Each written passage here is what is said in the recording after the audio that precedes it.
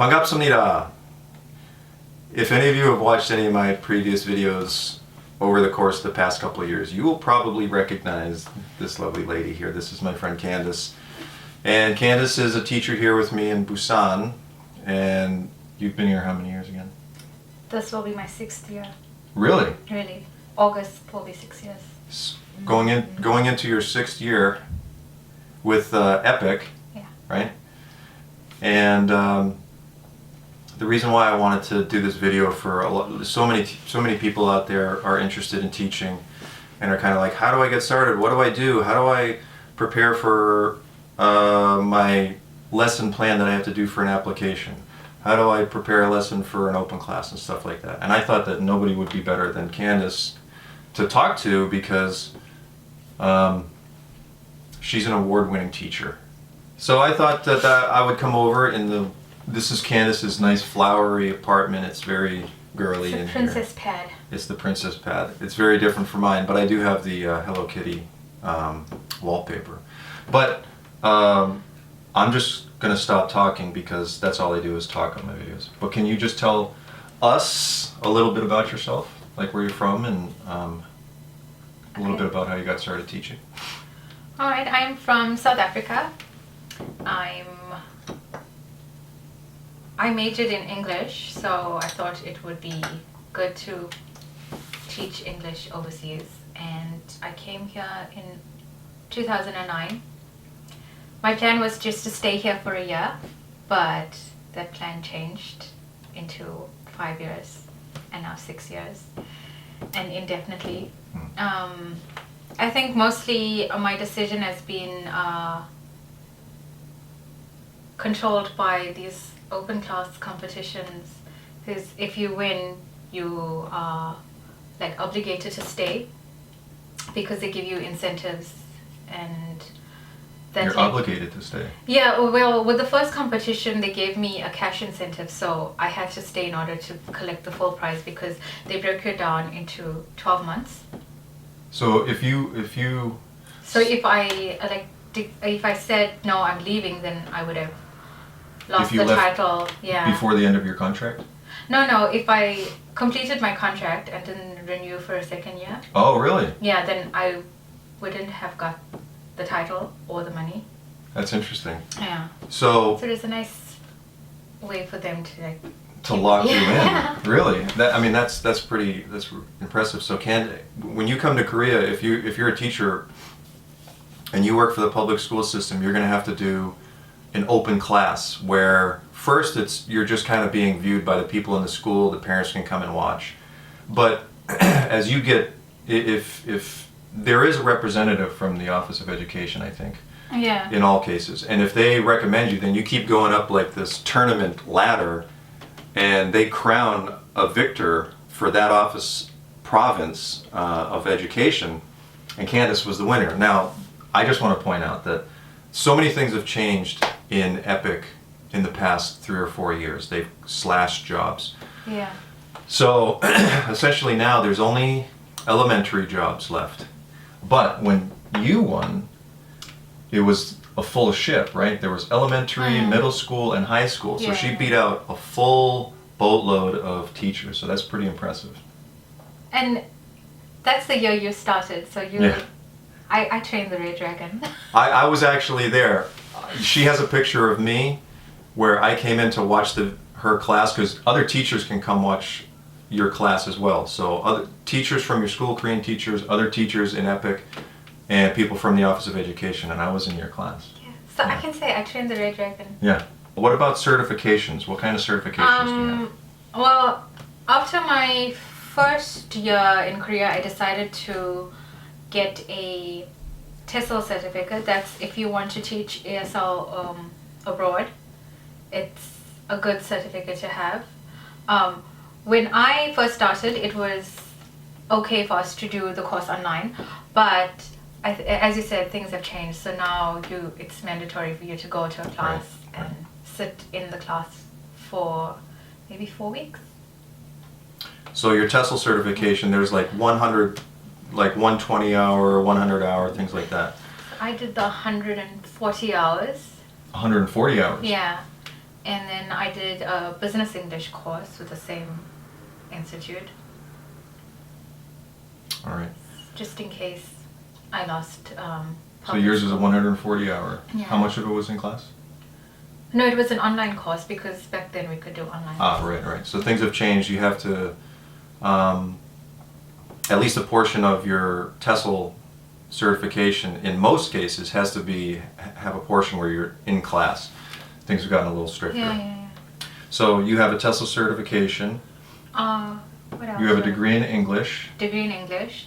The TESOL was really helpful because if I didn't have the TESOL certificate, I wouldn't have been able to win this competition because it taught me how to structure my lesson and the different steps in preparing a lesson plan. So I recommend that to whoever wants to teach ESL or is like really serious about ESL. The TESOL certificate. Yeah, the TESOL was helpful for you. Yeah, and I think one of the highest ones is the CELTA. Lots of people are going for that, and then with CELTA, there's more opportunities in more countries, not just Korea. Yeah. Yeah. I don't know if it's true or not, but I think in general the CELTA is looked at a little bit better than a TESOL. But it's more expensive to study with CELTA, and that one is only in class. It's only in class, Yeah, and I think that's it's wise because everybody knows that you can. There's some, a lot of people doing the online TESOL, and it's kind of an easy way out. So, so it helps you with your open class, planning lessons and all. What was it that, like, how do you win a competition like that? Like, what was it that you did that you think? I mean, did they ever talk to you about it, or they just kind of chose you? But how did you plan? I would your have lesson? loved to know like why the judges chose me. I'm sure there's lots of talented teachers out there, and people who have like teaching degrees. But what I did with my lesson was I focused on the 4 basic learning areas for a language, which is reading, writing, speaking, and listening. So I covered all 4 in my lesson. So we did a role play where the students had the opportunity to talk, but the rest of the class had to listen, so that was the listening activity. And then they all had to write a dialogue, that was the writing part. And then, what was the other one? Reading. So then we all practiced reading the script together.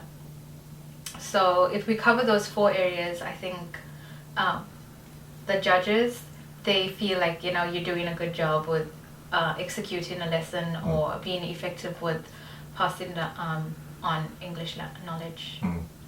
It's not necessarily what you do in your daily lessons. Even in our daily lesson, now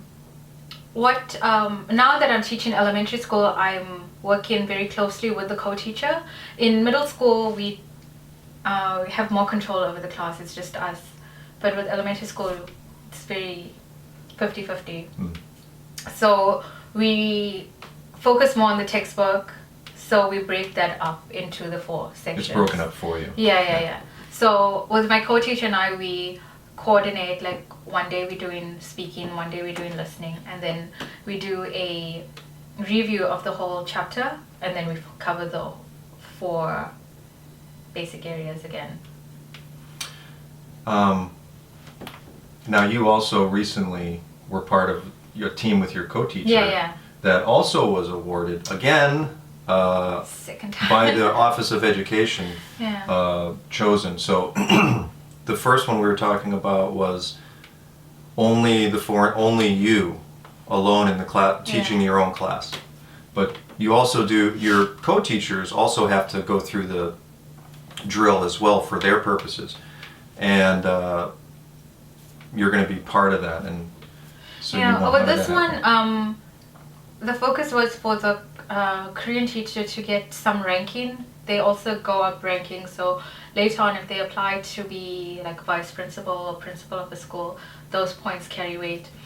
But it was important that they saw her co-teaching, so we had to work together and decide on a topic and then prepare. So she prepared like all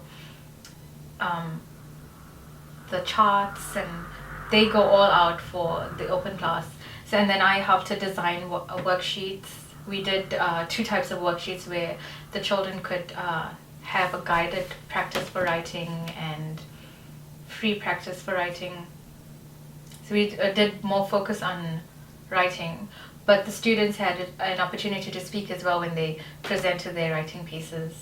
Did you help kind of prepare the lesson with your co-teacher? Yeah. What did you kind of suggest or whatnot? We decided on the topic because we had to see like the level of our students, and we had to focus on their strong points, and we knew like what would work for them.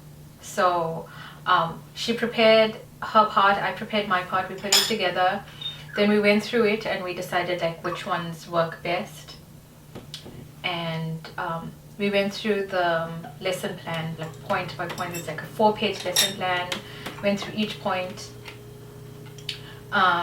We knew exactly like what each part was for and who is going to do which part. So it was like a very joint effort, and it was all about team effort. So for the week of the open class, I teach at 2 schools now. So my time is split between 2 co-teachers.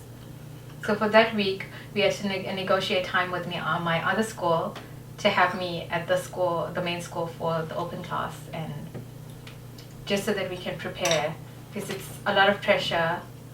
And there were 3 judges from the education office that came and watched us. And then afterwards they have a Q&A session with the co-teacher. That can be, the cake is pretty good, by the way. Thank you. Candice made the cake. That can be really stressful though, like when you think of it, you have, it's for your Korean teacher, 3 representatives, supervisors or whatnot from the Office of Education are sitting in your classroom, looking at you. So even though it wasn't your turn to be scrutinized, but you were still under the spotlight because you were doing. And if you look at them, these 3 old people, no smiles, and they have that poker face. But afterwards, I didn't go to the Q&A because it was all in Korean. When she came back, she said they're really impressed with the way I handled the class, and they could see that I have a lot of experience. So she said, yes, I've been here for this number of years, and so they liked that we had good chemistry with each other. That's very important. Yeah, it's very important. In our previous class, when we did the open class within our school, where the principal watches, they noticed that that's when I first started, and it was difficult to transition from middle school to elementary.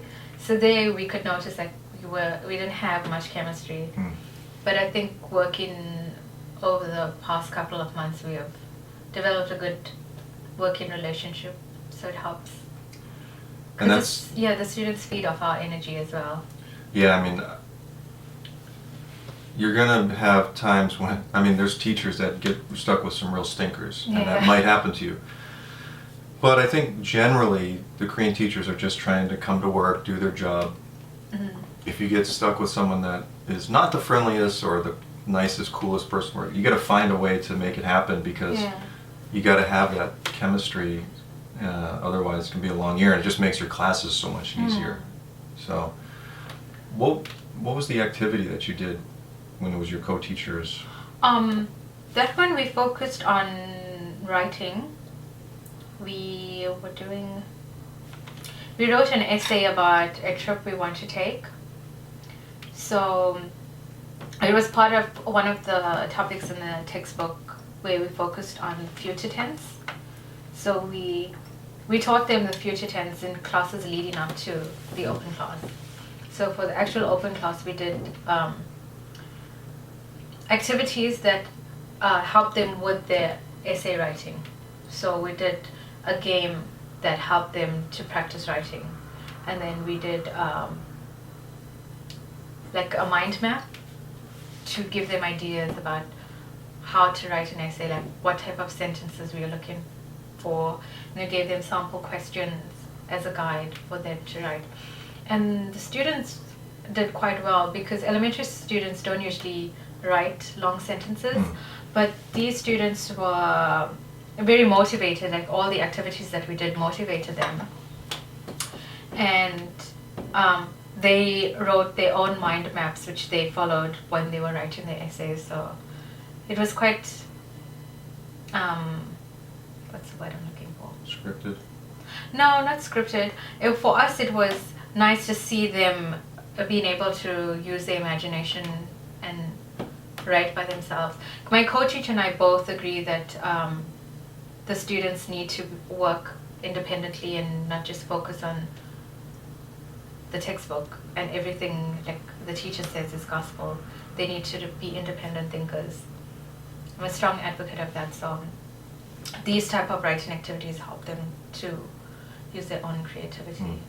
So in other words, instead of just saying, listen and repeat, try to build a foundation that sets them up for an activity that's going to really help it sink in, which is what you... So we tried to make, she wanted it to be a personalized lesson, so it was their own experiences. We want to go to America because we want to see the Statue of Liberty and we want to eat hamburgers in America, like that.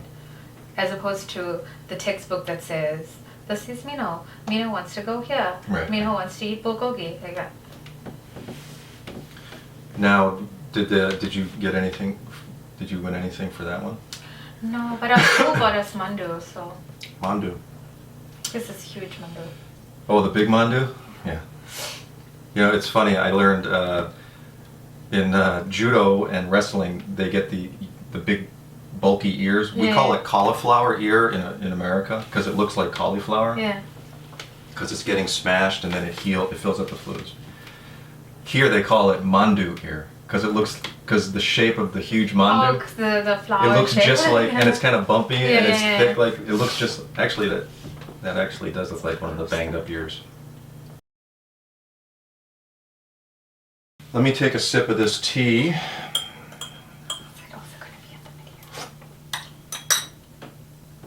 Oh yes, cheers. Ooh, that's spicy. So as I partake of my chocolate cake and my chai tea from Singapore, you just went to Singapore, right? Yes. Can you tell us a little bit about yourself, like? That's a game notification. Okay, let's do it. I can turn the volume. It's all right. It's all right. If you do that. Man, this thing is pimpy. All right. 반갑습니다. All right, let me do it again.